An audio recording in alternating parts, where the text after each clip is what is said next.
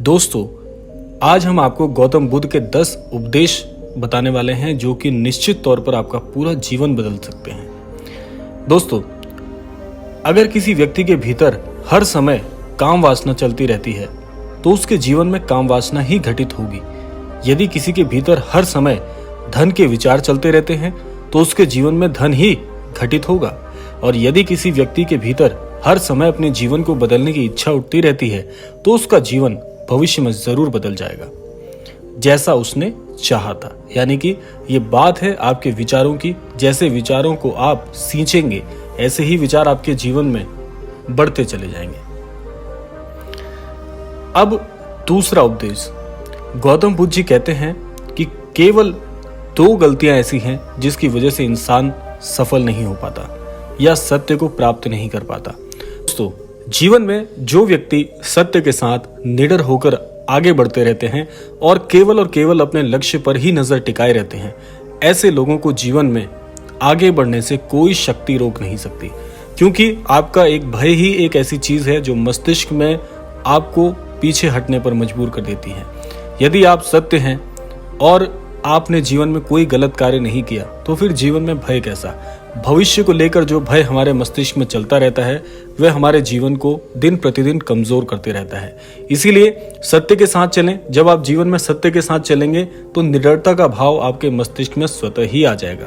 तो इसलिए निडर रहना है और लक्ष्य के प्रति एकाग्र रहना है। अब आते हैं तीसरे उपदेश पर।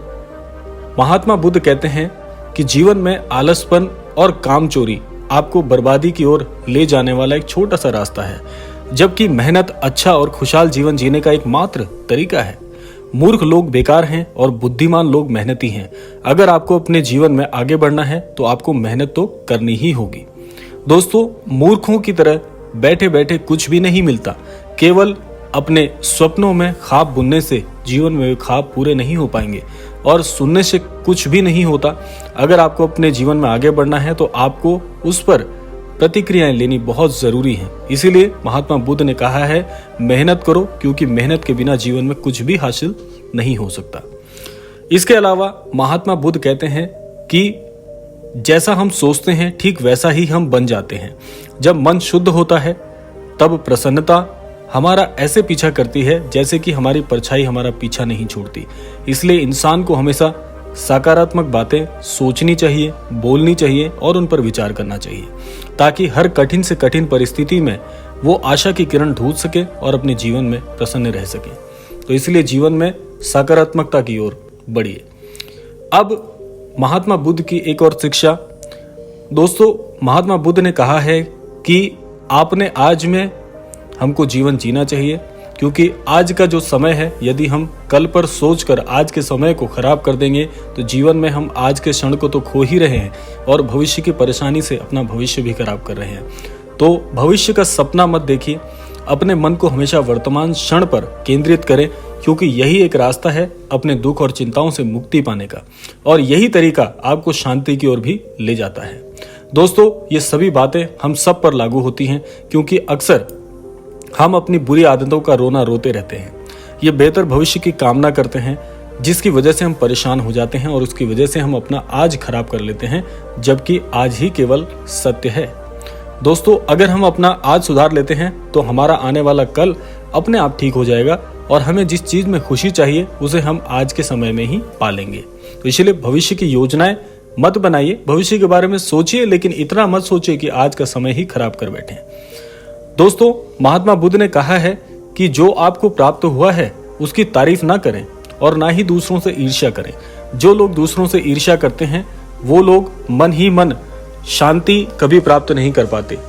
इसीलिए खुद में खुश रहिए और दूसरों को भी खुश रहने दें। दोस्तों, गौतम बुद्ध ने कहा है कि जो आपको प्राप्त हुआ है वह केवल आपने प्राप्त किया है, अपनी मेहनत से प्राप्त किया है। तो इसलिए उसकी तारीफ करने की बजाय केवल और केवल यह सोचिए कि इस कार्य पर मैंने इतने मेहनत करी थी और अगले कार्य पर मुझे और ज्यादा मेहनत करनी है, ताकि जो आज प्राप्त किया है उससे कई गुना बेहतर हम आगे के समय में भी प्राप्त करें। इसके अलावा गौतम बुद्ध कहते हैं कि अच्छी संगत में रहने वाले लोग कभी भी छले नहीं जाते। दोस्तों, बुद्ध ने कहा है कि एक जंगली जानवर के मुकाबले एक कपटी और बुरा मित्र ज्यादा खतरनाक होता है। एक जंगली जानवर सिर्फ आपके शरीर को घाव कर सकता है, लेकिन एक बुरा मित्र, बुरी संगत का मित्र आपके मन पर घाव कर सकता है। इसीलिए इंसान के सामाजिक और मानसिक विकास के लिए उसके आसपास के वातावरण पर जोर दिया जाता है। अच्छा, आपने बचपन में एक बात और सुनी होगी कि यदि आप अपने बालक को जानना चाहते हैं, अपने बच्चे को जानना चाहते हैं, तो उसके मित्रों से आप उसकी तुलना करके देखिए आपका बालक क्या खूबियां रखता है, क्या कठिनाइयां रखता है, वे उसके मित्र से ही आपको पता चल जाता है। तो इसलिए जीवन में संगत, एक अच्छी संगत होना बहुत आवश्यक है। दोस्तों, बुद्ध ने आगे कहा है कि ना ही संसार बुरा है और ना ही संन्यास बुरा है। अगर कुछ बुरा है तो वह है व्यक्ति का विचलित मन, जो उसे कहीं टिकने नहीं देता। इसलिए हम हर क्षण अपने मन को समझाने का प्रयास करते रहते हैं और हमें यह प्रयास करना भी चाहिए, क्योंकि एक अच्छे विचार की सोच बहुत कम मस्तिष्कों में आती है। दोस्तों, जो लोग अक्सर थका हुआ महसूस करते हैं, उन्हें मैं ये बात कहना चाहता हूं कि आपकी थकावट का कारण यही है कि आपके मन में अनगिनत विचार चल रहे हैं, जो कि आपके शरीर की ऊर्जा को खत्म कर रहे हैं। आपने अक्सर यह महसूस किया होगा कि बहुत कम समय का परिश्रम करने पर भी आपको अधिक थकान महसूस होती है। उसका कारण यही है कि आपके मस्तिष्क में जो विचार चल रहे हैं वो आपकी ऊर्जा को भी शोषित कर लेते हैं, इसीलिए आप बहुत जल्दी थक जाते हैं। तो व्यर्थ के विचार मस्तिष्क में मत लाइए, आपकी ऊर्जा का सही इस्तेमाल करिए। जीवन में सफल होने का केवल और केवल यही एक महत्वपूर्ण कारण है। इसके अलावा गौतम बुद्ध कहते हैं कि व्यक्ति को व्यभिचार नहीं करना चाहिए, क्योंकि व्यभिचार व्यक्ति को उसकी ही नजरों में छोटा बना देता है, उसकी नजरों में ही गिरा देता है, और छोटा व्यक्ति कभी कुछ हासिल नहीं कर सकता। इसीलिए व्यभिचार या दूसरों के प्रति ऐसे विचार न रखें जो कि आप अपने लिए नहीं सोचते। अंत में गौतम बुद्ध की एक बात आपको और कहना चाहता हूं कि दोस्तों, बुद्ध ने कहा है कि क्रोध अग्नि के समान है। व्यक्ति उसे बुझाना तो चाहता है, लेकिन वह उसमें सूखी लकड़ियां डालते चले जाता है, जिसके कारण वह बुझने की बजाय और ज्यादा बढ़ती है। यदि आप अपने क्रोध को खत्म करना चाहते हैं तो उसे भोजन देना बंद करना होगा। भोजन का आशय यह है कि अपने क्रोध को पालना सीखिए, ना कि क्रोध की अग्नि को जलाना। दोस्तों, क्रोध का भोजन है बेवजह की इच्छाएं, अहंकार और जागरूकता की कमी, साथ साथ में आपकी नासमझी। यदि आप क्रोध को ये सभी भोजन नहीं दोगे तो आपका क्रोध कभी भी हावी नहीं होगा, आपका क्रोध कभी भी आपके लिए परिस्थितियां खराब नहीं करेगा।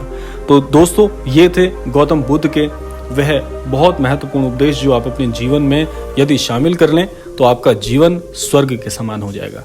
तो यह था आज का विशेषांक। आशा करते हैं ये कथा, ये उपदेश आपको अवश्य ही पसंद आए होंगे, और यह भी कामना करते हैं कि इन उपदेशों का आप अपने जीवन में प्रयोग करके अपने जीवन को सफल बनाएंगे। इसी कामना के साथ विदा लेते हैं, मिलते हैं अगले किसी विशेषांक के साथ। तब तक बहुत बहुत अपना ध्यान रखिएगा। बहुत बहुत धन्यवाद।